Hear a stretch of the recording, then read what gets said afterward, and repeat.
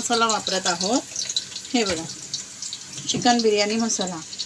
यामध्ये आपण मिरची पावडर आणि एव्हरेस्ट चिकन बिर्याणी मसाला घेतलेला आहे. ही हळद, हे मीठ, दही आणि थोडंसं कांदा खोबऱ्याचं वाटण टेस्टीसाठी, चवीला येण्यासाठी. हे बघा, कांदा लाल होत आहे.